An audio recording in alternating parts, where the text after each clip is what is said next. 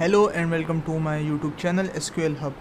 तो आज की इस वीडियो में हम एक बहुत ही कमाल की चीज़ करने वाले हैं डेटाबेस से रिलेटेड, और वो ये है कि हमने अगर कोई स्पेसिफिक डाटा आउटपुट करवाना है, अपने टेबल से एक्सट्रैक्ट करना है स्पेसिफिक डाटा, तो हम किस तरह से एक्सट्रैक्ट कर देते हैं। तो आज की वीडियो में हम ये सब देखेंगे। और लास्ट वीडियो में हमने डाटा को इंसर्ट किया था, और आज की वीडियो में हम डाटा को एक्सट्रैक्ट करेंगे और टारगेटिंग वाइज एक्सट्रैक्ट करेंगे। तो वीडियो शुरू करने से पहले आपसे एक रिक्वेस्ट है कि प्लीज़ हमारे चैनल को आप सब्सक्राइब करें और बेल आइकन पे आप ज़रूर क्लिक करें, ताकि आने वाली हर जो है नई वीडियो चैनल की वो आपको टाइम पे मौसूल हो सके। तो ग्राफिकली पहले इस चीज़ को देखते हैं, ग्राफिकली क्या चीज़ है। तो यहाँ फाइल में जाके हम न्यू पे जाते हैं और डोंट सेव।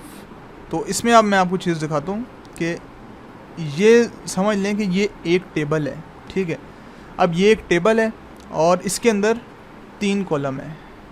एक ये होगा, ठीक है, मतलब ये 3 कॉलम है, ठीक है। और 3 into 3 का है, बल्कि 4 का है, आईडी को मिला के। आईडी अगर हम बाहर कर दें तो उसको मिला के 4 का है। अच्छा, इसमें कोई नाम लिखा हुआ है, इसमें कोई एज लिखी है और इसमें कंट्री लिखा हुआ है, ठीक है। अगर मैं कहता हूँ कंट्री, इसमें लिखा हुआ है ऑस्ट्रेलिया। अगर मैं ये कहता हूँ कंट्री जो लिखा है ना वो है ऑस्ट्रेलिया, और अगला कंट्री है ब्रुनाई, ठीक है ये, और आखिरी कंट्री जो लिखा है ना वो है कनाडा। अच्छा, अब मैं ये कहता हूँ कि 3 कंट्री जो है ना, 3 स्टूडेंट्स हैं इस टाइम टेबल में, 3 कंट्री हैं और तीनों स्टूडेंट्स की एज डिफरेंट है, और 2 स्टूडेंट्स की एज जो है ना मतलब कि मैच करती है, ठीक है। दोनों की 12 ईयर एज है। अब मैं चाहता हूँ कि सिर्फ उन स्टूडेंट्स का डाटा मुझे शो हो जिनकी एज 12 है, ठीक है। वो मैं किस तरह से निकालूंगा, और मैं चाहता हूँ कि उन स्टूडेंट का डाटा शो हो जिनकी एज 12 है और जो ऑस्ट्रेलिया से ताल्लुक़ रखते हैं, ठीक है। ये बात समझ आ ली, जिनकी एज 12 है। अब हमने तो 2 कंडीशंस लगा ली, जिनकी एज 12 है और जो ऑस्ट्रेलिया से ताल्लुक़ रखते हैं, हमें सिर्फ उनका डाटा एक्सट्रैक्ट करना है। तो आज की वीडियो में हम यही चीज़ देखेंगे।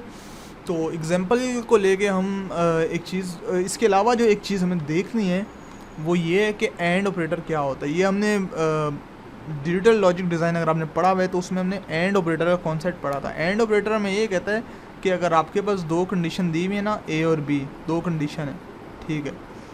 अगर तो आपकी वो दोनों कंडीशन ट्रू है ना, तो फिर आप ट्रू रिटर्न करोगे। ये जो ब्लॉक जो एंड के सपोर्ट जो जिम्मेदारी दी हुई है ना उन्होंने, ठीक है, एंड के पास उन्होंने बॉक्स रखवाया हुआ, उन्होंने कहा अगर तो ये कंडीशन दोनों की ट्रू होगी, ठीक है, तो फिर मतलब कि आपने बॉक्स खोल देना है, अदरवाइज़ आपने बॉक्स नहीं खोलना, ठीक है। मतलब कि ये ऐसे है कि ए और बी 2 भाई हैं, ठीक है, और एंड को और उनको जो मतलब कि उनको जो जिम्मेदारी लगाई है ना वो एंड की लगाई है, उनका इंस्ट्रक्टर एंड है। तो एंड का असूल ये है, एंड कहता है कि भाई सारे बच्चे पास होंगे तो मैं बॉक्स खोलूँगा, ठीक है। तो अगर ए पास हो गया और बी भी पास हो गया तो फिर ये एंड बॉक्स खोल देगा, और अगर ए फेल हो गया लेकिन बी पास हो गया, ठीक है, तो ये एंड बॉक्स नहीं खुलेगा, सही है। तो ये मतलब कि आज का कॉन्सेप्ट है कि हम किस तरह से काम कर सकते हैं। तो शुरू करते हैं आज का हम प्रैक्टिस सेशन। तो यहाँ जाएंगे और जैम सबसे पहले चेक करेंगे क्या जैम हमारा रनिंग में है कि जैम रनिंग में है, क्योंकि मैं कंप्यूटर सिस्टम के स्टार्टअप पे जैम को मैं रनिंग में ले आता हूँ। उसके बाद जो दूसरी चीज़ है वो ये है कि हमें अपने PHP माई एडमिन में जाना पड़ेगा। उधर जाके जो हमारी डेटाबेस है माई फर्स्ट DB उसको एक्सप्लोर करेंगे और एक नया टेबल क्रिएट करेंगे विद 4 कॉलम्स। टेबल का नाम हम न्यू लिख देते हैं और यहाँ से हम गो कर देते हैं।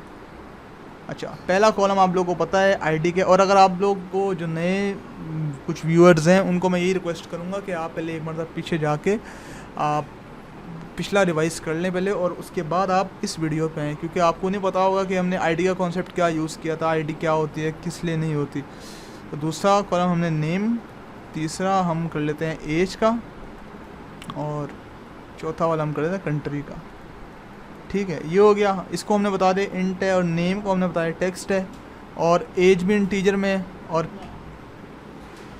तो जो नेम है उसको हमने टेक्स्ट असाइन कर दिया, और जो एज है उसको हमने इंट कर दिया, और कंट्री को भी हमने टेक्स्ट असाइन कर दिया, ठीक है। तो इस लिहाज से, और वैल्यूज़ जो है आईडी क्योंकि ऑटो इंक्रीमेंट है उस पर हमने कोई वैल्यू नहीं लिखी। अच्छा, नेम में हमने क्या लिख दिया, नेम में हमने उसको वैल्यू बता दिया 50 है, 50 आप करेक्टर्स ले लो, और एज का हमने 10 बता दिया, और कंट्री का हमने बता दिया। आप 50 ले लो, ठीक है। मतलब अपने हिसाब से आपको जो सूटेबल लगे आप वो कर सकते हैं। उसके बाद जो आखिरी चीज़ ये है कि आईडी ऑटो इंक्रीमेंट है, तो ए को हमने सेलेक्ट कर लिया यहाँ से, ये हो गया, और यहाँ से हमने आके सेव कर दिया, ठीक है। तो अब हमारे पास एक कॉलम जो है, एक टेबल रजिस्टर हो गया न्यू का। अब हम इसमें एंट्रीज करते हैं, इंसर्ट के इसमें जाएंगे और नेम लिखेंगे हम कोई भी नाम लिख सकते हैं, अली लिख लेते हैं, एज हम उसकी लिख लेते हैं 13, और कंट्री लिख लेते हैं हम ऑस्ट्रेलिया। इसी तरह एक और नाम लिख लेते हैं बिलाल, और कंट्री एज हम उसकी लिख लेते हैं 15, और कंट्री हम उसका लिख लेते हैं इंडिया, ये हो गया। और जो लास्ट वन है वो हम लिख लेते हैं शहजाद। आप 2 एंट्रियाँ भी कर सकते हैं, मतलब कि मैं तो शहजाद ही कर लेता हूँ,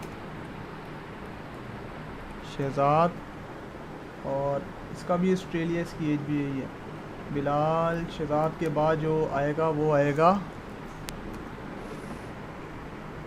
फ़ारूक, और इसकी एज 13 है, लेकिन इसका जो कंट्री है वो लेबनान है, ठीक है। ये हो गया, और हम इस क्यूरी को रन करके देखेंगे।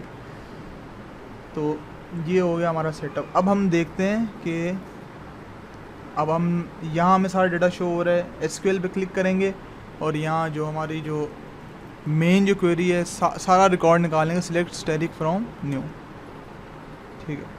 ये हो गया।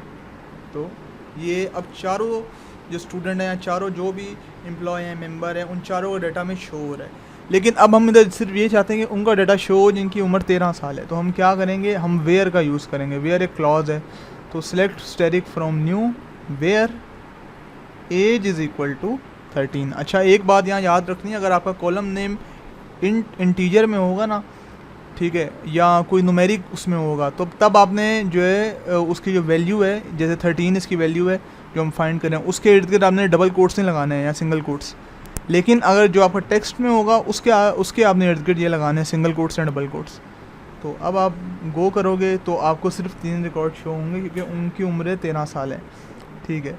इसी तरह आपने क्या करना है, फिर एसक्यूएल में जाना है। अब आप ये कहते हो कि जिनकी उम्र 13 साल हैं, where age is equal to 13, ठीक है।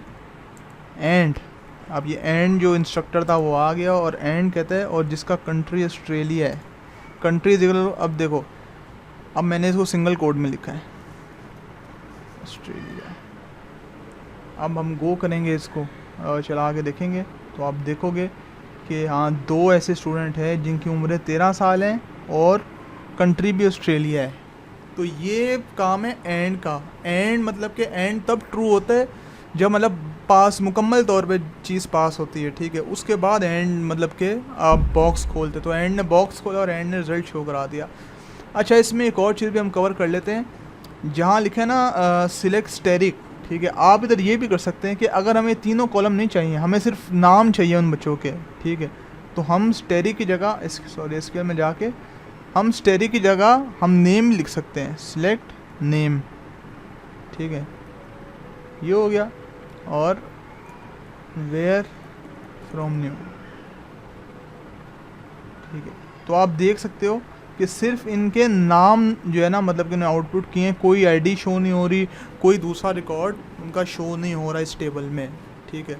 तो ये थी आज की वीडियो और उम्मीद है आप लोगों को वीडियो पसंद आई होगी। और अगर तो आप लोगों को वीडियो पसंद आई है तो हमारे चैनल एसक्यूएल हब को आप लोग सब्सक्राइब करें, और कमेंट सेक्शन में अगर आपका आज के लेक्चर के रिलेटेड कोई भी क्वेश्चन है तो आप लोग पूछ सकते हैं। और आप लोग के लिए टिप यही है कि एसक्यूएल की आप ज़्यादा प्रैक्टिस करें, क्योंकि एसक्यूएल जो है वो फ्यूचर है। और डेटाबेस, जब तक आपको डेटाबेस का CRUD ऑपरेशन वगैरह नहीं आएगा, क्योंकि ये एक CRUD ऑपरेशन का हिस्सा है, क्योंकि हमने 2 चीज़ें तो कर ली हैं CRUD में, हमने क्रिएट भी कर लिया और हमने रीड भी कर लिया, बाकी रह गया अपडेट और डिलीट, ये 2 चीज़ें रह गई हैं।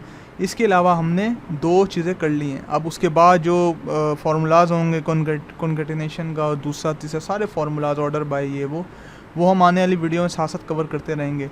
तो आप चैनल को सब्सक्राइब करके रखें और बेल आइकन पे आप ज़रूर क्लिक करके रखें ताकि जैसी कोई नई वीडियो आए तो आप तक नोटिफिकेशन